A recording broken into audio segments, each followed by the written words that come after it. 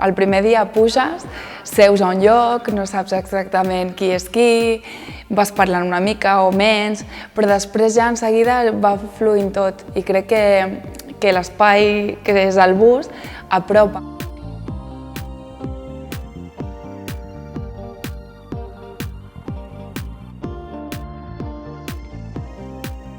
Treballar amb gent de diferents camps amb un sol objectiu.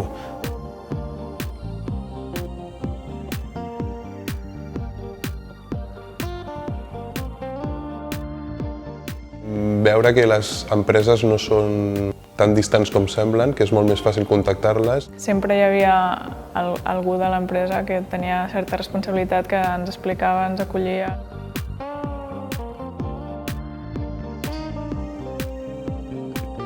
Cada empresa lanza un reto, escoges un reto y al final lo que haces es preparar una propuesta y la tienes que hacer en un tiempo bastante corto y tienes que centrarte realmente en lo importante.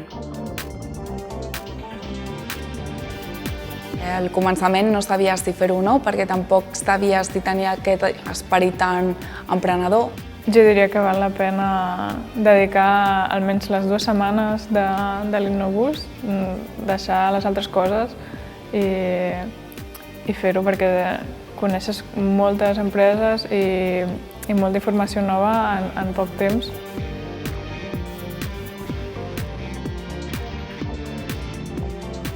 Gente que igual no pensaba en emprender o tiene como una especie de, bueno, quería probar a ver si le gustaba o no, pues al final se lleva una sorpresa y en el futuro emprende.